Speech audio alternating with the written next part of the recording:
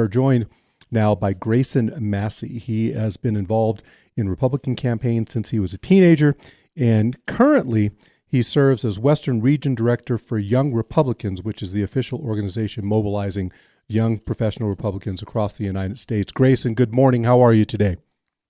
I'm good, thank you. Well, thank you for coming on. Really appreciate you connecting with us this morning. Now, Grayson, just if you don't mind, just give us a little bit of information, some of your background. Sure. Yeah, Grayson Massey. I'm the current Western Region Vice Chair for the Young Republican National Federation. Young Republicans is registered Republicans between the ages of 18 to 40, and so we represent a significant portion of Republican voters, and we're looking to continue to grow the organization. Hey, Grayson, before I move on to the Prove It Act, I do have a question for you, especially since you represent that demographic, okay? And I often, when I'm talking with my conservative friends or my not so conservative friends, the question always comes up about the next gen voter, and what the Republican Party is doing to attract more of that next gen voter, and because they tend to sometimes lean largely towards the more liberal side. From your desk, from your position, what are you doing to get in the ears and the minds of some of those next geners? Yeah, and it's a great point you bring up, and it's one we hear often. And if you talk to the average, I'll call it millennial or Gen Z, depending on where you fall in, most of them view the world very differently than many of our, especially my parents or maybe my grandparents. And the way that you resonate with them is by talking about some of the issues that they feel very passionate about. And I think one that the GOP has missed the mark on in the past, and which we are drastically gaining ground on, is climate and energy. Mm-hmm. And when I say that, I'm not trying to sound all doom and gloom, talking about the great how climate's going to end the world, and how we need to change everything about how we go about our day. But what we do need to talk about is how are we going to create the next generation of responsible energy? And that's exactly what I'm talking about. When I talk about climate, what I'm really talking about is energy. The two are so intrinsically tied. You really can't talk about one without the other. And so when people want to talk about climate, really what I try to frame it as is, okay, well, what are we going to do to build up our energy reserves, and how are we going to craft energy policy moving into the next generation? And certainly that is the question. Why are we so divided on this issue? You have some people that they the whole idea of clean energy, solar or electric or whatnot, and they're all in on that. And then you have the other group that's like we still have to rely on fossil fuels and things like that. And the information is out there for all of us to look at and digest, and yet we walk away from that information with such diverse opinions about what the best way to approach our climate crisis is. Your thoughts on that? Yeah, no, you're absolutely spot on. There's a world of information out there, and I think part of it is conditioning and having, I'm sure many of your audience may relate to this, but having gone to school and been through that process of you really are in many ways conditioned to think some ways, and I think that there's been this mentality that it's all renewables and all green all the time, and if you don't go that way, then the world, and that's really not the mentality that we need to take. The United States produces some of the world's cleanest, and this is part of the Prove It Act that I hopefully we can touch a bit about. Yeah. But the United States produces some of the world's cleanest energy, and it's a travesty that we are buying, historically have bought in very cheap, heavy pollution-driven oil and natural gas from overseas, rather than develop that naturally and domestically here in the United States.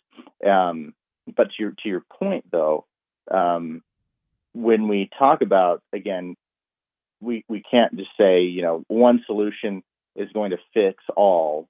the reality is that it's going to be a shift. It's going to be a transition to, everybody that talks about energy policy today will tell you that the United States cannot just solely rely on renewable energy. It's going to be a transition away from more pollution heavy energy into more clean and efficient. And that really is just the way that the market's moving. Eventually, what will happen is that the market will dictate that we can no longer afford to produce, this heavy pollution, or to simply buy it. And that's really what the Prove It Act is trying to move towards here. Is the United States can produce it cleanly. Why are we buying it on the world's markets from very heavy pollution-driven countries like China and Russia? Absolutely. All right, let's dig a little bit into this Prove It Act. So, Prove It, PROVE Act. It stands for Providing Reliable, Objective, Verifiable Emissions Intensity and Transparency. Prove It Act. So, we get that somewhat by definition. Dig a little bit deeper for me. Tell me, for the layperson, what this is, why it's important. Yeah, so the Prove It Act, introduced by Senator Kramer of North Dakota, Republican, very good colleagues of several members of the GOP, has moved this forward and wanting to better understand, like, where is America's competitive advantage in producing goods domestically? Like, what are we really good at, and what are we emitting? What's the emission factors for those goods and services? And ultimately, what we hope to uncover from this policy is simply where we can continue to compete and outcompete those heavy pollution industries that are dumping products onto the world market. And I mentioned Russia and China as two simple examples. And there are many others, and many other countries that are currently globalizing and trying to catch up to the United States. And so as we better understand that information, we can better gauge how we want to handle energy policy and climate policy moving forward. And one solution to that would be to impose what's been referred to as a fee or a carbon adjustment, if you will. It would essentially act as a tariff on goods and on services and goods, specifically goods that are being imported into the United States from very heavy pollution driven economies. And what that would do is that would simply level the playing field. It would say to the American manufacturing base that we are going to let you compete on equal footing with very heavy pollution, heavy industries that have really no regulatory base, whereas the United States has an immense one, that you can now compete on the global markets. Very your product. Absolutely. It makes sense. We're talking with Grayson Massey. He is the Western Region Director for Young Republicans, the official organization mobilizing young professional Republicans across the United States. Is it true, Grayson, I saw on one of the notes here that nearly 90% of global emissions come from beyond our shores? That's correct. And it really grows even more drastically if you exclude most of the developed world. Most of that foreign emissions comes from the globalizing South. Wow. All right. So the Prove It Act would direct the Department of Energy to conduct a comprehensive study comparing the emissions intensity of certain goods produced in the United States to the emissions of those same goods produced in other countries.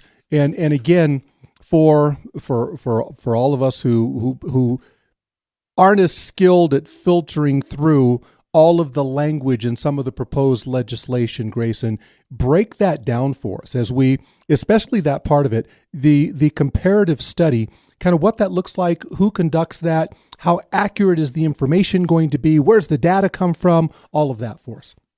Sure. Yeah, so it's reassessed every 2 years by an act of Congress, and this is what the legislation will codify. But that competitive advantage would simply be looking at all different pieces of industry. So, for example, does the United States, if we produce car parts here in the United States, do we have a competitive advantage over China or over Russia? if we produce domestic oil and natural gas here in the United States, do we do it more cleanly and efficiently? If we produce a lead pencil, do we, you can kind of, you see where this gets a little more into the weeds. And it really is going to be a bit more industry based than I think product based. We'll see what ultimately the kind of shape it brings, but it will be determined by the Department of Energy. I don't know exactly what type of information they'll be looking to. Historically, they have looked at emissions studies to build out policy frameworks like this. Yeah, so Grayson, how much of the accuracy of this information is going to be determined by compliance from countries like China and Russia? What if they just simply don't play? They don't provide us with the information to make these comparative studies. Then does that mean that that this whole program, the Prove It Act, doesn't take legs and isn't as effective? Because it seems to me that if all they have to do is refuse to provide all of the information that's necessary, and all of a sudden this doesn't have the same value, the same weight, and doesn't produce the desired result. Sure. Yeah, no, it's a great point, and I think the incentive, I'll call it, would be for specifically for these countries, because again, we're talking about some of these industries, and you're right, they may be a little gun shy and want to withhold some of this information as it may be damaging to them. But it is in their best interest long term, if they want to continue to have access to American markets, for them to provide this type of information. And I believe there are some mechanisms within the framework that would incentivize companies to divulge that information. And so again, I would strongly think that companies continue to have access to the United States' global market would want to have be as transparent as they could with their information. I think that's probably the biggest incentive for them to continue to provide information. Absolutely. Grayson Massey, our guest this morning. Grayson, listen, before we let you go, how can we find out more about the Prove It Act, get more involved with some of the work that you're doing? Yeah, great question. There is a great piece published by the Climate Leadership Council on the Prove It Act. I'd encourage anyone. It's CLC climateleadershipcouncil.org. And for the young Republicans, there should be a county chapter or a statewide chapter or even one in your local city, and you can learn more information about the Young Republicans by going to www.youngrepublicannationalfederation.com. Fantastic. Grayson, thank you so much you've been very generous with your time this morning. I will reach out to you again, my friend. Thank you. Thank you. Appreciate it. All right. Grayson Massey, spending some time with us going over some of the details of the Prove It Act. I would suggest that you look into it and see if there's, just check out the information. We encourage you all the time, do your own research, peel back some of the layers, see if it's got the details that you're looking for. Some of them, it might change your thinking on some of this. I really liked what he was saying about how climate change he's focusing more on energy and energy sources, because you don't really hear that a whole lot when people are talking about climate change. You rarely hear that at all. And that was kind of neat coming from a young Republican point of view. Yeah. I never hear anything like that.